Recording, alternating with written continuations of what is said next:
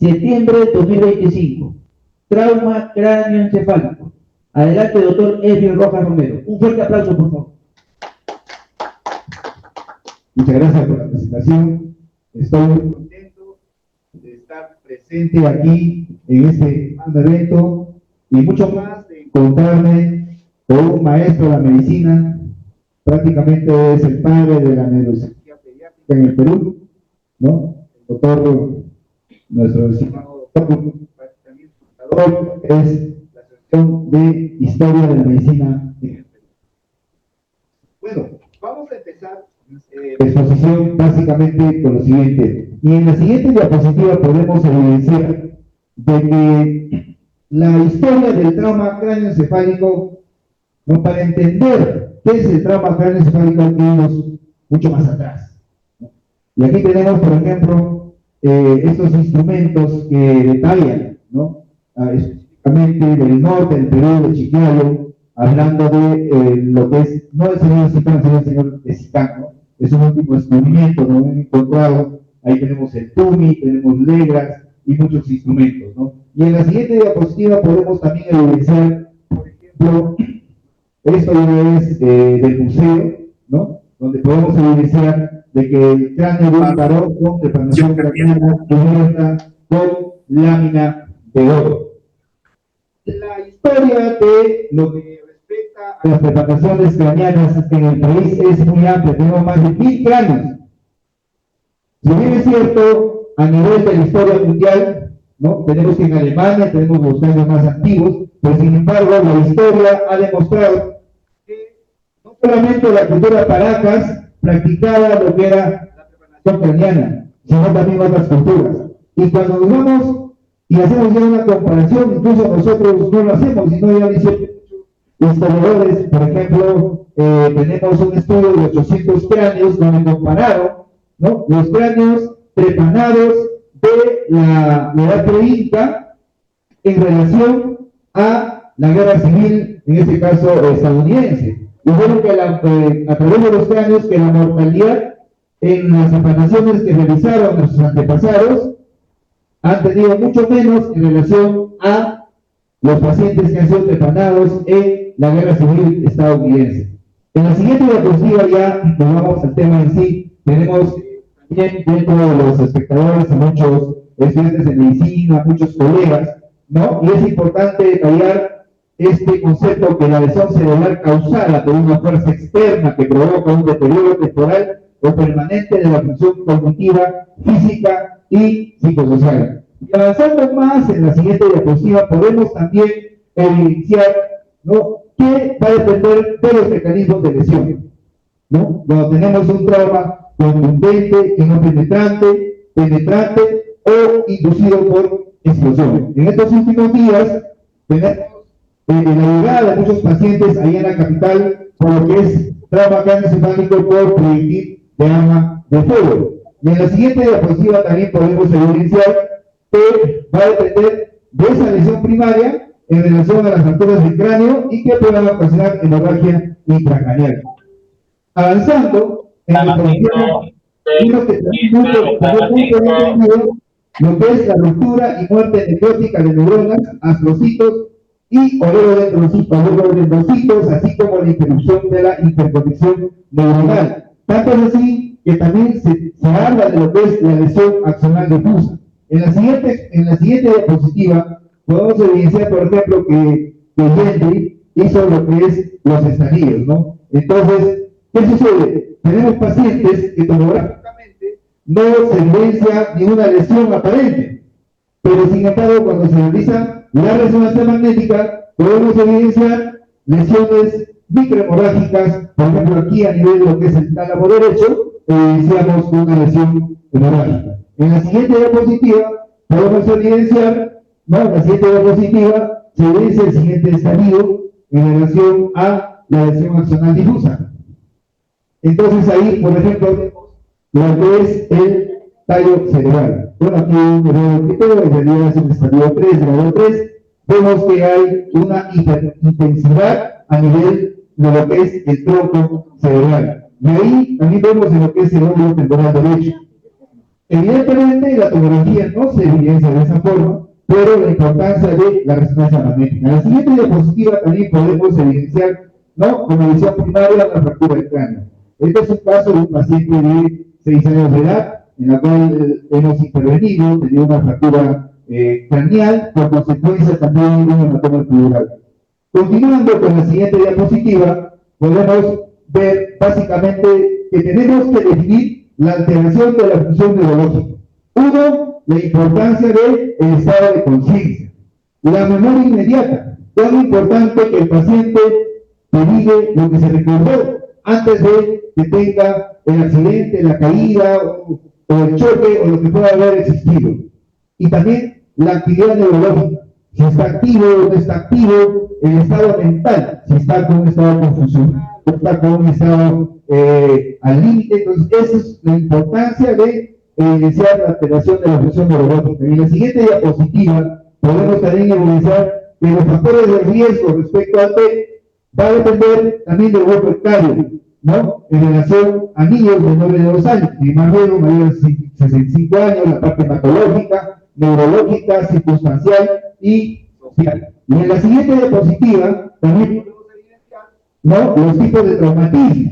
Accidente de gran energía, mecanismo antiguo, sospecha de lesión penetrante del cráneo.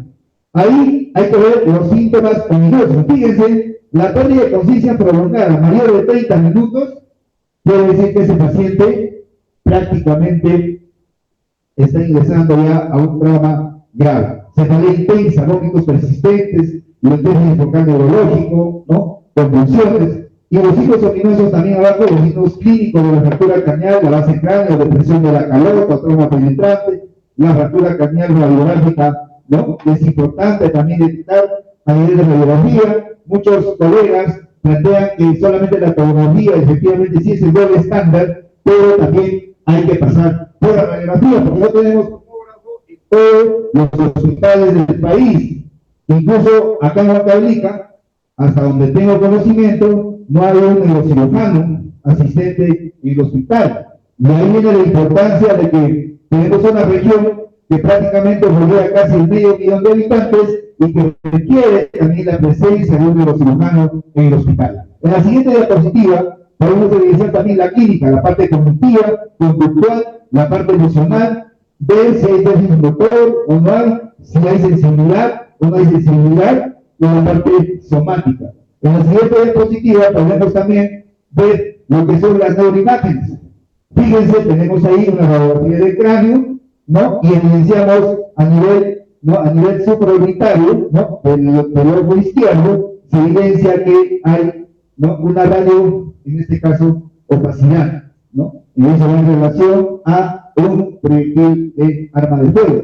Y vemos también que hay gran fractura a nivel frontoparietal multifragmentario. Se evidencia que, obviamente, el paciente ingresa al hospital ya focalizando del lado contralateral, que es del lado derecho en este caso. En la siguiente diapositiva vamos a evidenciar también aquí tener mucho cuidado, por ejemplo, en los pacientes pediátricos. Acá el doctor Morales, que tiene una experiencia y experticia en los pacientes pediátricos, también lo habrá en ese momento, ¿no?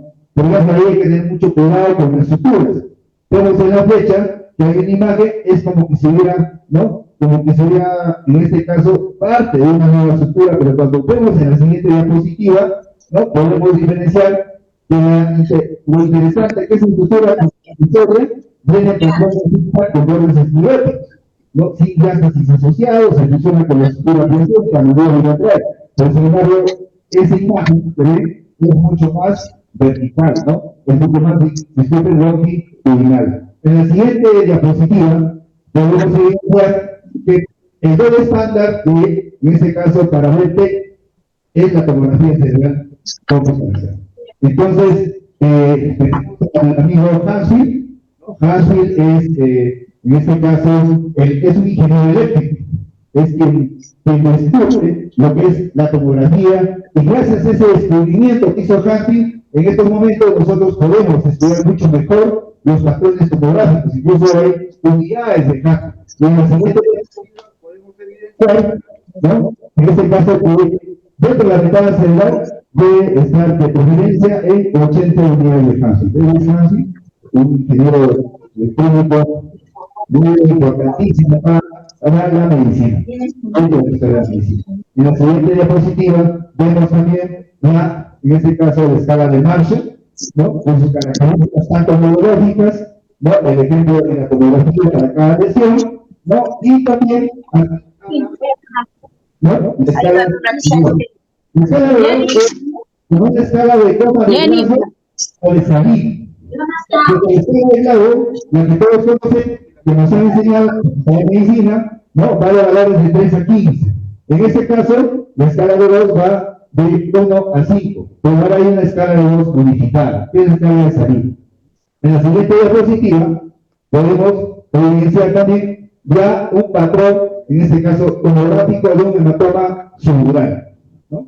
La clásica forma, en este caso, fíjense, ¿no? Es una forma prácticamente en este caso, de una luna, ¿no? Una luna, en este caso, una cuarta menguante, ¿no? Hay otros que dicen que tiene la forma de un plátano, ¿no? Pero lo importante de esa tomografía es que también se puede evidenciar que está generando efecto de masa y hay una abolición de lo que es, en este caso, ¿no? Tenemos ahí el ventrículo lateral derecho está abolido. En la siguiente diapositiva también ya tenemos, ¿no? Lo que existe un patrón que es el índice de Zucker. ¿Qué consiste? De que se hace una medición de la línea media hacia la parte central, en este caso entre los dos ventrículos, y se hace una resta en relación a, ¿no? El grosor de lo que es la hematoma subdural. Entonces, se ha hecho estudio en pacientes y se ha visto que cuando este índice, ¿no? Índice Z, es mayor a 3 milímetros, tenía una probabilidad de 8 veces mayor de morir dentro de los 14 días. Y usted dirá, de repente, oye, pero el hematoma está pequeño. Sí, efectivamente, está pequeño, pero sin embargo está generando gran edema. En la siguiente diapositiva también vemos ya lo que es el hematoma epidural.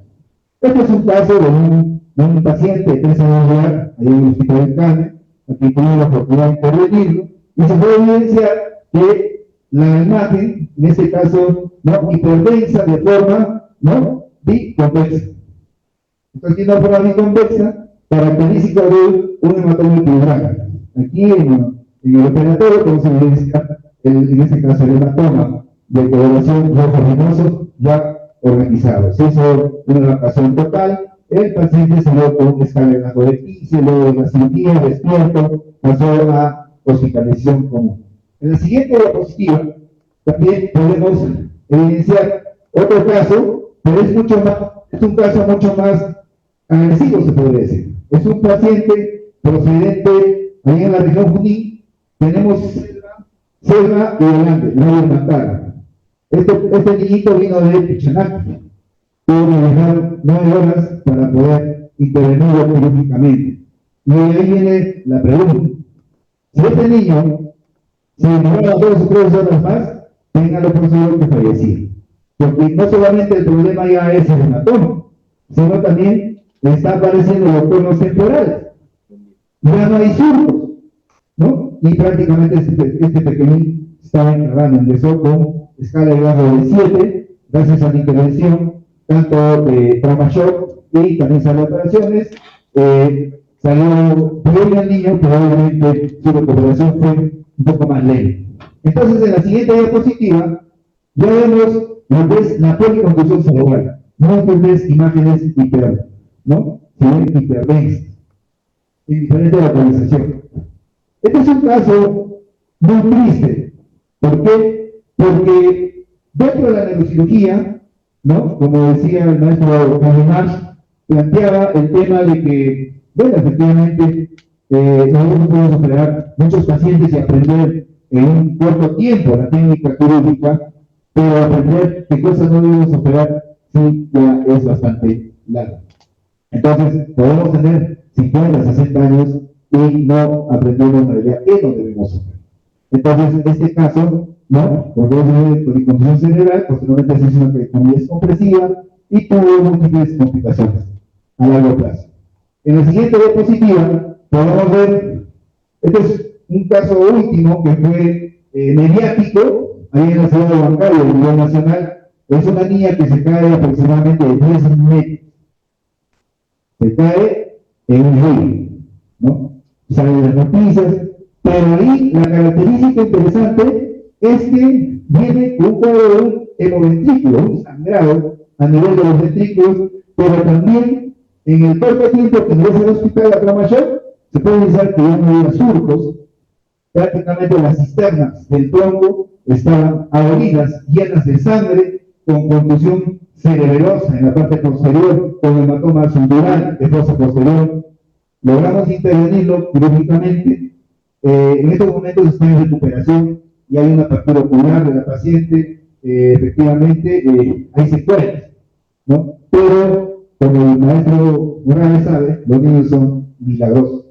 En la siguiente diapositiva podemos evidenciar, por ejemplo, para los médicos que están viendo la exposición, la importancia de repasar el ATLS, ¿no?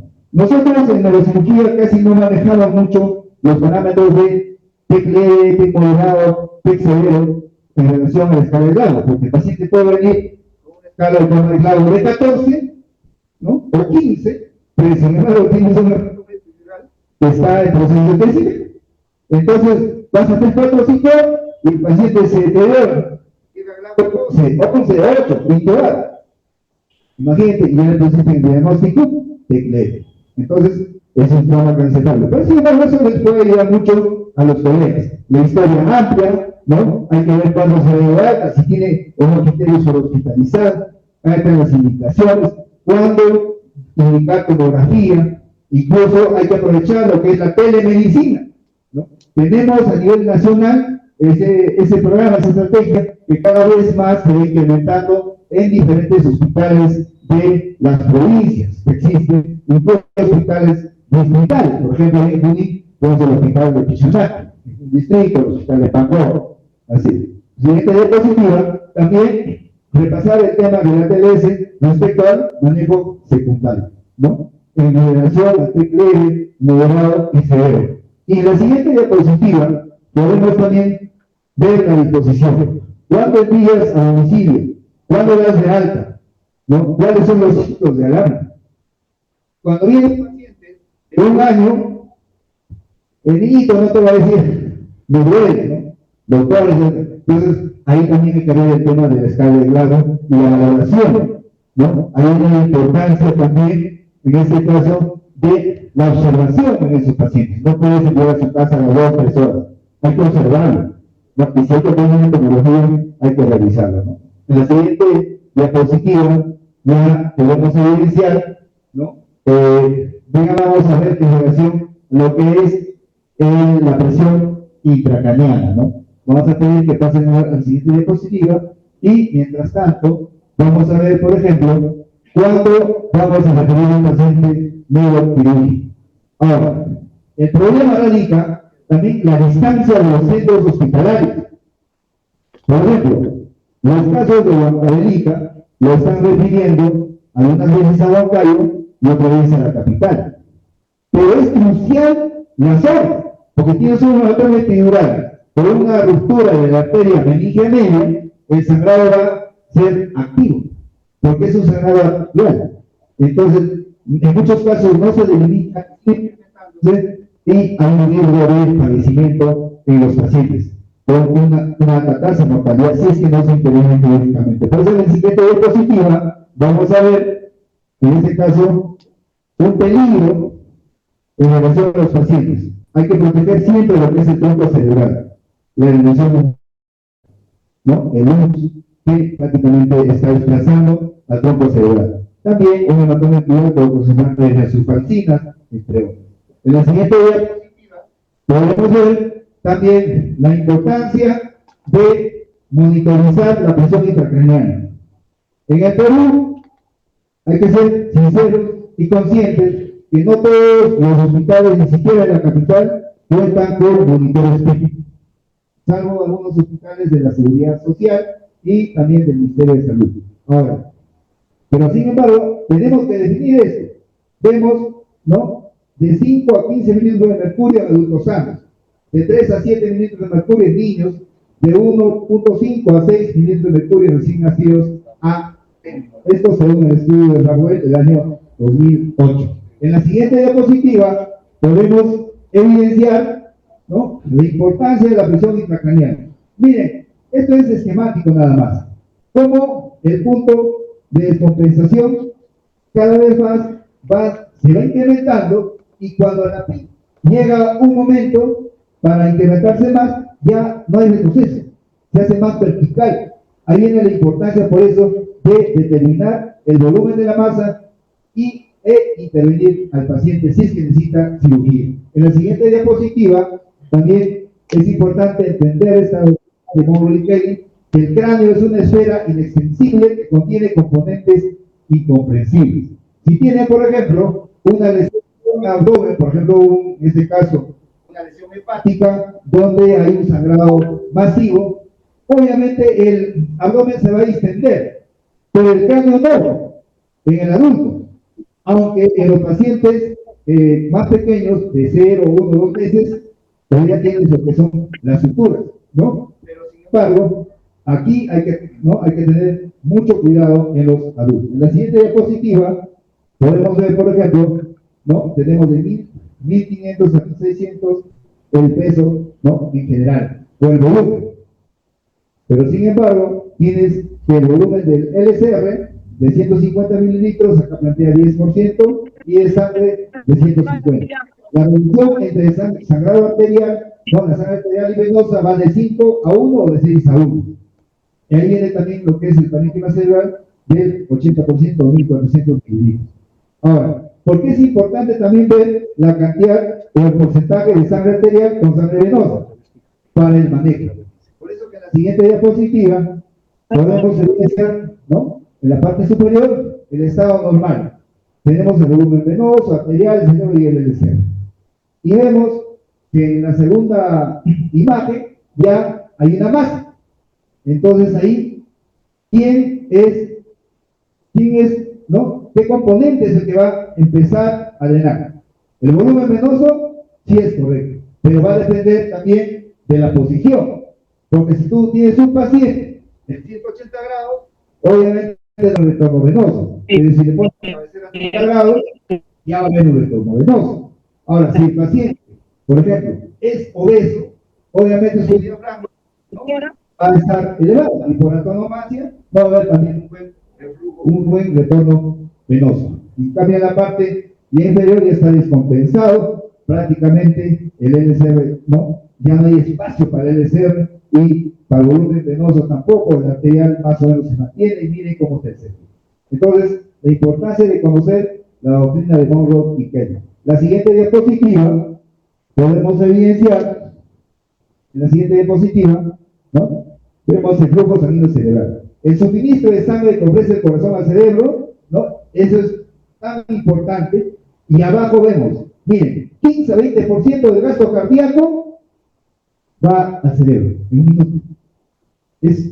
Pero cuando ves el peso, solamente el 2% del peso corporal. Pero si tú tienes a un recién nacido, es un 10%. Es por eso que si un niño pesa 3,5 kilos, ¿no?, tienes 350, en este caso, miligramos de peso cerebral. Ahora, en la siguiente diapositiva también, otro detalle que es importante, miren, la importancia que la sustancia gris debe llegar a 75 mililitros por 100 gramos por minuto. En la sustancia blanca, 45. Isquemia, cuando llega, solamente 20. Y daño permanente, 10 mililitros. En la siguiente diapositiva también podemos ver, ¿no?, evidenciar lo que les mencioné hace un momento. Cómo va la presión en milímetros de mercurio, ¿no?, la unidad de volumen, y cómo va ascendiendo, y en la línea, si vemos que está aproximadamente de 22, ya casi no hay retroceso. Y si esto sigue subiendo a 50, 60, el paciente se va a enclavar. En la siguiente diapositiva podemos ver también, ¿no?, la importancia de las ondas PIC.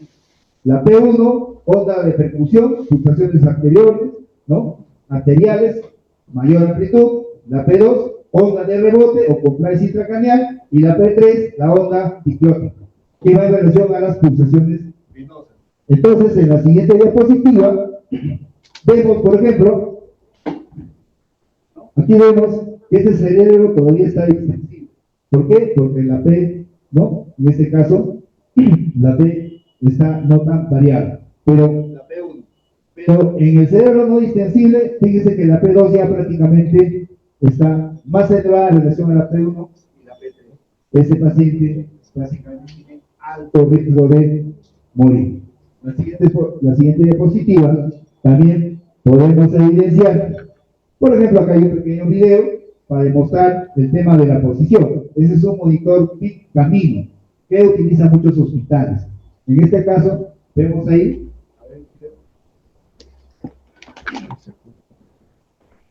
Entonces, fíjense en el monitor PIC, ahí hay una cifra, ¿no? Ahí va a aparecer, ahí está, 8. ¿Lo ven? Está el 8. Y al paciente lo están sentando. ¿Ven? Lo están sentando, ¿no? ¿Cómo sube la pila?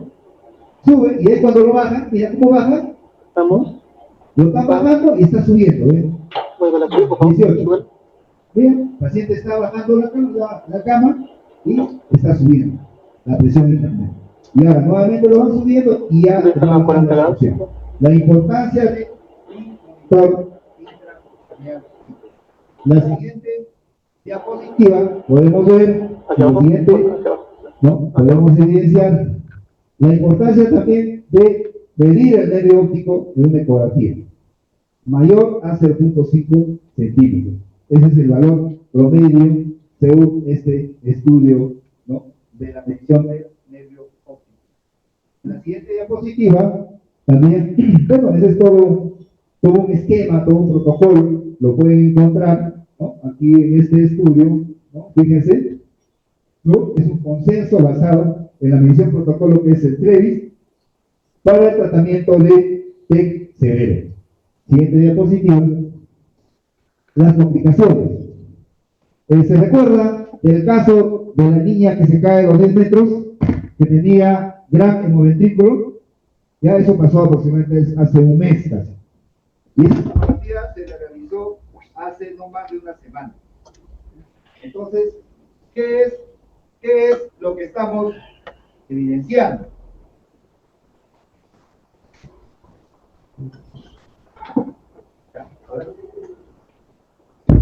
Ya, hola.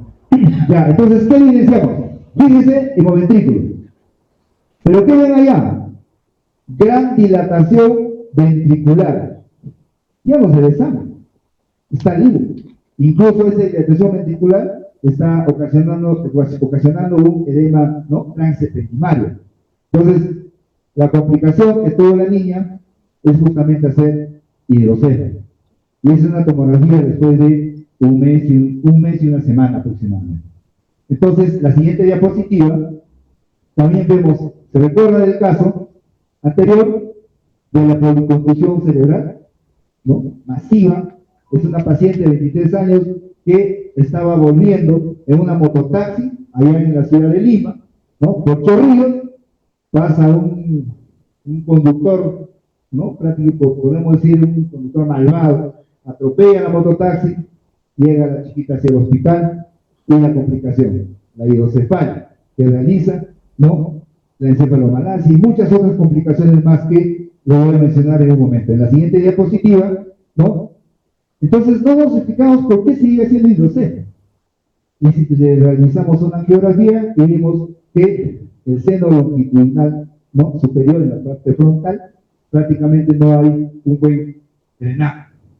Entonces, ahí diagnosticamos una trombosis, ¿no?, de seno, que es un caso rarísimo. Este caso ha sido publicado hace 3 años, justamente por el doctor Vinta, también ahí en el Hospital Mario Ciudad.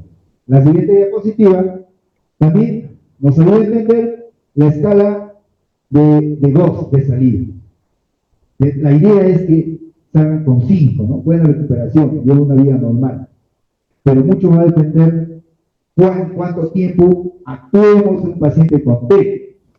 Les mencioné hace un momento, el niño que llega al Pichanac son casi 10 horas, tuvo que estar mucho tiempo en uso y una recuperación lenta. En cambio, el primer casito, la niñita salió en grado 14, grado 15, y se fue a su casa a los 5, 4 días. Entonces, los avances científicos van cada vez más, y en el año 2012, McKee, en la Universidad de Rochester, que vamos a ver en la siguiente diapositiva, hace un estudio en 2 grupos de ratones. Entonces, ustedes dirán, ¿quién es McKee? Lo que sucede es que hay mucho por estudiar en relación a lo que es el Alzheimer, Parkinson y enfermedades degenerativas. Entonces, hizo una comparación de 2 grupos de ratones. En un grupo de ratones había ratones con buena vida, dormían bien, comían bien, una vida excelente. Y el otro grupo de ratones tenía una vida trágica, no le dejaban dormir, comer. Y seccionaron los cerebros descubriendo este esquema en resumen. Ya vamos a terminar con la exposición con esto. El sistema linfático. Dentro del cuerpo nos han enseñado, ¿no?, a todos nosotros el sistema linfático. Todos sabemos que es un sistema de drenaje, ¿no?, sistema de defensa.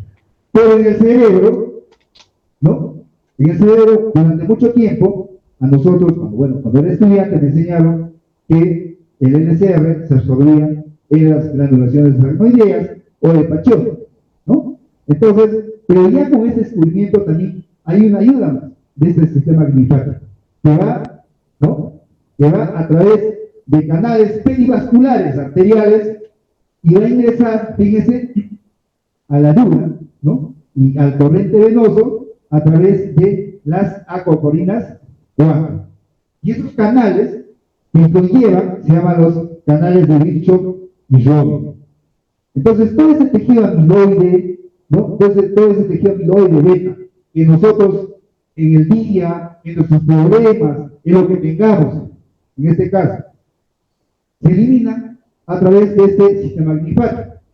Lo que quiere decir también de que el sistema linfático se descubrió que se activa, se abre cuando la persona duerme.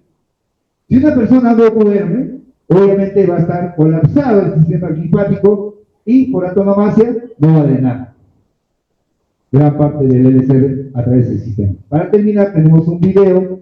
Esto lo tomé allá, es una capiloscopía en la Ciudad de México, cuando estuve en la operación de epilepsia, ¿no? ¿Podrías activarlo?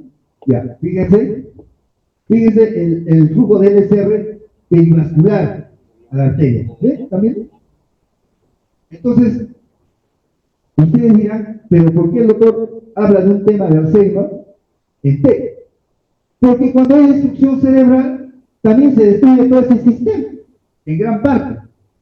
Y obviamente, ¿no?, esto va más allá, que esto ya se relacionaría con los cuadros también videocefálicos que pueden tener los pacientes, por la gran destrucción del tejido cerebral, la gran destrucción también de este sistema linfático, que ayuda en la absorción del cerebro. Muchas gracias.